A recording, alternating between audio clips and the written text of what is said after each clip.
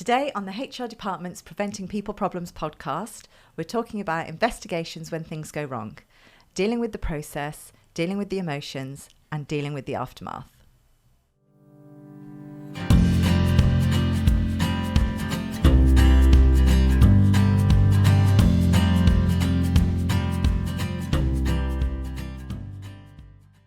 Hello everyone and welcome to the HR Department's Preventing People Problems podcast.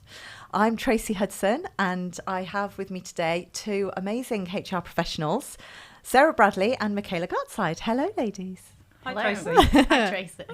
So what we want to talk about today is when it goes wrong with a director or a senior manager, when something goes wrong. So they might have had a grievance against them.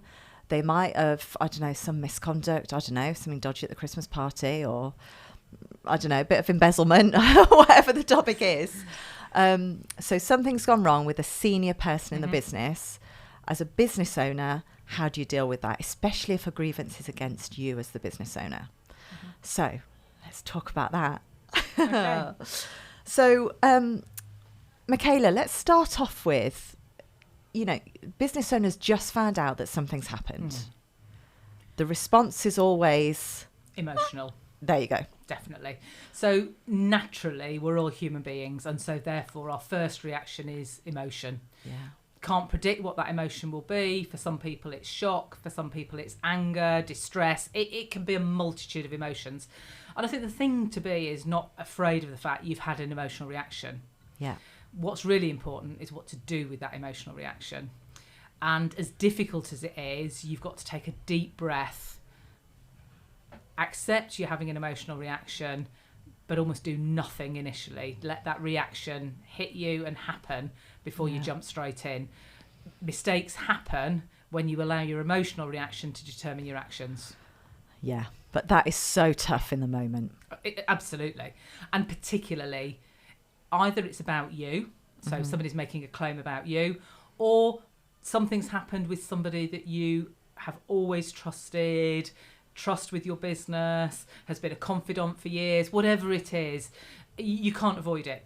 Yeah. And I think it's actually, sometimes we need to think in advance that this may happen and know that we're going to have an emotional reaction that allows us to go and sit in a dark room, get used to the idea, ring your HR professional and just have a rant before you do anything. Well, the that's worst the thing important. You can do is react. Yeah, the advice is Yeah. the most important thing, isn't it? Definitely. Because the natural thing is to react, tell them to get out, don't trust them, never darken this door again. Yeah, And that's where it makes everything worse. absolutely. Yeah. And if you've received it on email and you feel like replying, reply, but send it to yourself at that moment in time. Yeah, that's a good tip. That's a really good tip. So don't reply to them Yeah. until you've had time, as Michaela said, to move away from the emotions, because it's too easy to do the warrior keyboard and then think later, I could have phrased that differently. Yeah. The person that sent the complaint will have sent it on email, and actually they'll already be thinking, I wonder if I should have said that. I wonder I could have said that differently. Yeah. So pause is good advice. And we'll often say to our clients, have us in speed dial, ready for that emotional moment. Doesn't matter who it is with or what it's about. Just ring us and talk to us first. Take some advice. Actually discharge some of that emotion. We're quite good sponges, really. So discharge some of that emotion before you act. Yeah, it makes our lives so much easier if we can deal with it before they have that reaction. Definitely. So they've had the emotional reaction. They've calmed down. They've had a drink. They've gone out for a cigarette or whatever it is that they're going to do. A vape, maybe. I don't know. They've gone and done a gym session. They're feeling calmer. Next steps. Sarah? We have to start process. I say that I am quite a process person, but we should. Sometimes we don't need to start a process because actually in a small business, an overcomplicated process can start to alienate people. But there is the ACAS code of practice when it comes to situations like this. So ACAS are a governing body in the UK, government approved agency that help set codes of practice that employers must follow. And they actually kind of develop the rules for investigations, grievances, complaints in businesses. And that process basically says be fair, be thorough, act in a timely manner.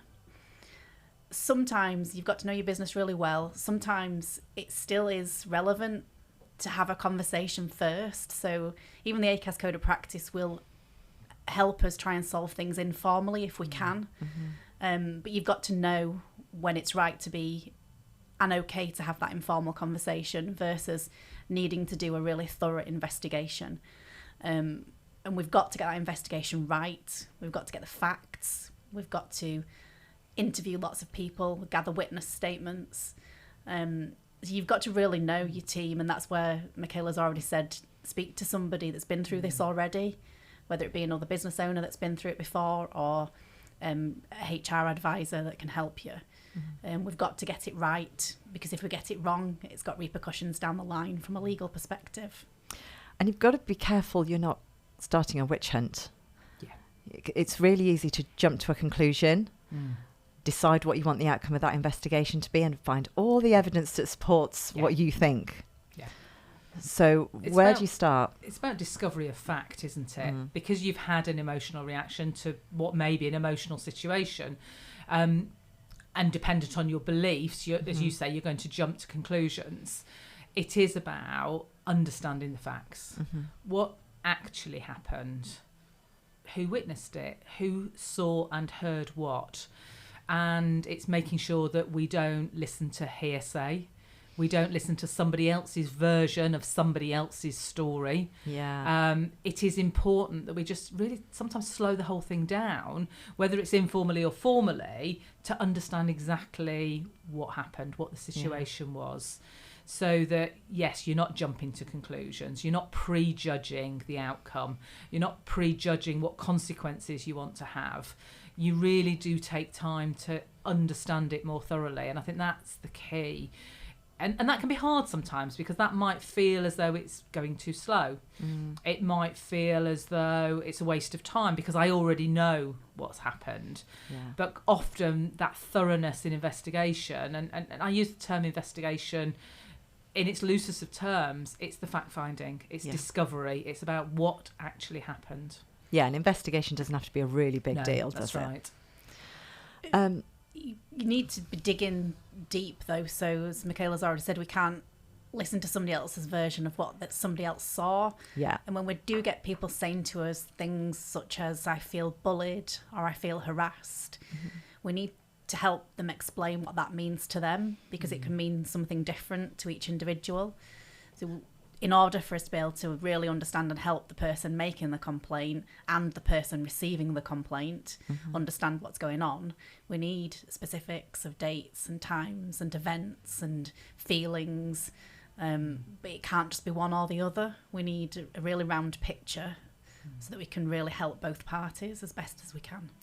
So sticking with that idea that there's a complaint like a bullying or harassment or something sort of grievance that's come in, if that's against the business owner or somebody senior in the business, what do you do whilst that investigation's happening to protect, like who are you protecting in that scenario? And, you know, practicalities, how do you do that? I mean, clearly you need to protect all parties, both the complainant, the witnesses, and the individual who's being complained about. I think it's really important that you try and stay as neutral as possible, that you are going to be fair and objective to all parties. So there may be some simple measures dependent on the nature of your business where you can segment duties and you can put a bit of space between people. But you should look and explore what can make that working environment as comfortable as possible for people whilst going through a process, particularly if you're going through a more formal process. I think if you can, it's assigning somebody to take care of the well-being as well as the investigation. It can't be the same person. And we've got challenges here when it comes to small organisations. So the business owner or the senior manager might be the main person that everybody would normally report to. So we need to think about how we can help give them somewhere to talk outside of the complaint process, the grievance process. Maybe get an external independent investigator to help. And it's really easy to set up counselling helplines. They're called employee assistant programs. It's really easy to give employees access to that.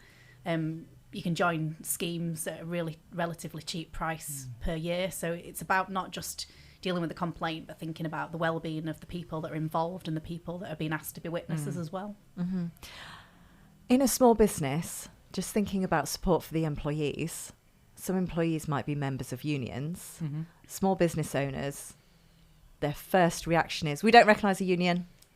So can we just talk about that a little bit, just so that business owners are clear about what that means if an employee's a member of a union? Yeah. So clearly you can be a business that doesn't recognise a union. Yeah. It doesn't mean your staff are not members. Yeah. And therefore you need to acknowledge that they may have the support of a union. And certainly if we're into certain statutory type meetings where there's the right to be accompanied, then if they are in a union, they can bring their union representatives. Yeah. That's not about union recognition. The two things are obviously quite different. And I think there are times where we should embrace and encourage the individual to bring their union representative, because in some instances it might help with that support piece. Also, often it can help with the right outcome, depending on the situation. So it's not always a negative. I think the immediate reaction is it's a negative if they're bringing in the union rep. We've actually had some very positive outcomes where people have done that, because actually the union rep sometimes plays a role in helping the individual understand their part in the allegation or the disciplinary, whatever it is. When that allegation's against the business owner or a senior member of the team, there's this feeling of, we don't want outsiders in. We don't want, it's embarrassing, isn't it? I guess, and it's getting over that.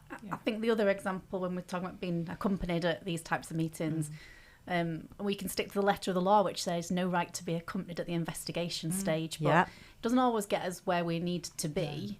And I've been asked many times, can somebody bring a parent with them, for example, if it's a younger employee, or it's sometimes a person that's got some mental health issues wants to be accompanied by an adult. By the letter of the law, no, we don't have to say yes, but if it helps the business owner get from A to B and the employee get from A to B, I've got rather more relaxed around the advice I give, which is do what's right for you and the business. The law says you don't have to, but this isn't always about employment law. It's about HR, culture, best practice, moving the business forward, getting the result that we need to get for everybody to help it, be in the right place for the future. It's about responding to requests reasonably, isn't it? That there are occasions where it's going to get a better outcome. So actually, if it's a reasonable request, say yes. Yeah. There's no legal obligation, but do say yes. So go over and above. Yeah. Just want to make sure if people are listening and we're saying it's not about employment law, let's still be compliant with employment law. Absolutely. Yeah, we want compliance, but go over and above, because I think that plays then to that greater care of the individual, well-being for all parties, and often ends up with better outcomes. If particularly if you take the example of a young person, the engagement of the parent will often result in a better outcome because there's somebody else who may be able to help steer them and their behaviours. Yeah, I can see that. So what about suspending people? When do you do that? When do you not do that? Who do you suspend? So especially when business owners involved. Advise caution around suspension. Whilst clearly suspension is supposed to be a neutral act, the minute there's suspension involved for any party, there is always that rumour, conjecture, and also that if the investigation concludes there is nothing, how do people return to the business? So we will always advise caution on suspension being a last resort, having explored all other options and all other opportunities. But sometimes it has to be. And of course, then you have to look at the situation and consider maybe suspension of both parties in the interests of fairness. Yeah. There's so many alternatives to suspension these days, though, such as working at home whilst we carry out the investigations. There are tribunal cases that have found that their belief is that the employer had made a foregone conclusion. That they'd already decided what the action would be, and that was the act of suspending. So we do need to act with caution when we're thinking about this. We can keep people in separate departments, separate teams if it's a reasonable sized business. We have the option of home working. So we shouldn't act quick to suspend. We need to think about it very carefully. And I guess the other challenge that small businesses have, I'm thinking about, micro businesses now, where you've got to have somebody doing the investigation.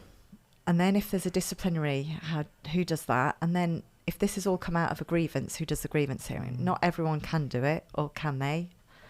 Michaela? Yeah, I mean, obviously, you're going to look and say, how can you segment roles as much as possible? You might engage external professional support in aspects of the process, if appropriate. But again, you've got to look at the resources you've got, the reasonableness. It's not always possible to segment absolutely everything. Larger organisations, yes, but micro organisations, no. Yeah. I always say if it's really hard to segment, let's probably do the investigation disciplinary with one person, leaving in a clear appeal officer if we need to do that stage. But equally, you could do a it's the same person for investigation disciplinary with somebody for the appeal if possible. It's not always possible, and for micro SMEs, if it gets to tribunal, they're looking at the resources available. So business owners shouldn't be too worried about having all these different layers if it's not possible. So we've gone through the process. In terms of the emotions around everybody that's involved, so small business, in my mind, office environment, about 12 people, a complaint's been put in against a business owner or a senior manager, you've got somebody who's put that complaint in, that process has been resolved, everyone else in the office kind of knows what's gone on because there's rumours and some stuff's been talked about and people always get a feeling that something's going on, but they're both still continuing to work there. So obviously that process has been resolved. But how do you deal with that? How do you deal with the fallout of something like a grievance is a really big deal? Yeah. These happen rarely in businesses. And when they do happen, it's so damaging. In a large corporate, that damage can kind of be hidden and brushed under the carpet because there's so many people. But in a small business, what's your advice on how you deal with that? Michaela, I'll pick on you first. Oh, you're picking on me first, right. I think every situation is going to be different, isn't it? Of course, it depends on what the outcome of the grievance or the disciplinary was. Clearly, it's not necessarily the business of other people in the office. Yeah. But I think ultimately you have to understand that there has potentially been an impact, and you have to look at and say, what's the right solution? What's the moving forward? So, let's say, for example, it's been a grievance and individuals have agreed to mediation and they're moving forward. Your next logical steps are maybe some simple team building exercises about rebuilding the rest of the team, whether it's about rebuilding trust, and actually for them to see that the two individuals who were involved, they have moved on and moved forward. It's not going to be prescriptive, is it? That each situation is going to be on its own merits and require its own solution. But I think you've got to be very mindful of the fact that, particularly if you've pulled in a number of witnesses and that type of thing, there's a lot of people might know about it. Yeah. I think it's really important with the two parties involved. It's most commonly two parties. There can be more. But we get them together and we say to them, what are you going to do if this happens again? What are you going to do if we feel this way about each other again? What's our plan to make sure that you two help each other manage through it together rather than the full process? Because it's not a nice process, that investigation and that grievance. I have a little tip that I give my clients in HR, which is make them have uninterrupted speaking time. So you sit both parties down together and you ask one of them to talk about how they were feeling and what the future aspirations are, but the other one's not allowed to speak. And then the other one speaks and says the same. So how am I feeling? What do I want from the future? But the other side's not allowed to speak. Right. And in that process, we're doing something that we don't do. We're doing something we don't do very often as human beings. We're listening. Yeah. Because we're not allowed to talk. So I've worked closely with managers that have had complaints raised against them.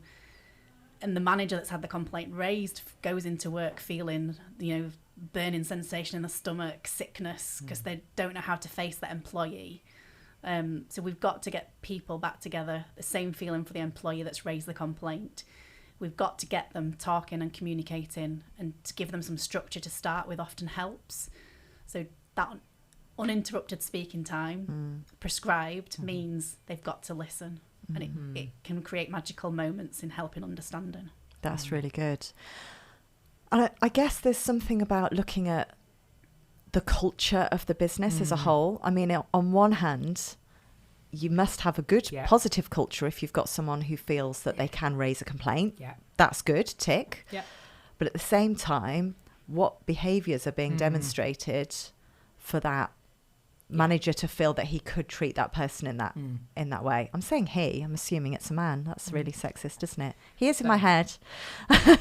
So I guess there's some reflection to do as a business owner after that whole process has been. Yeah, and sometimes that might result in training, for example, for the whole team, dependent upon whether it's a disciplinary, whether it's a grievance. It might be about culture, it might be about process, it might be that there are some very specific training requirements come out of it from which everybody benefits, to avoid future issues, not necessarily with the same individuals, but actually in the wider organisation.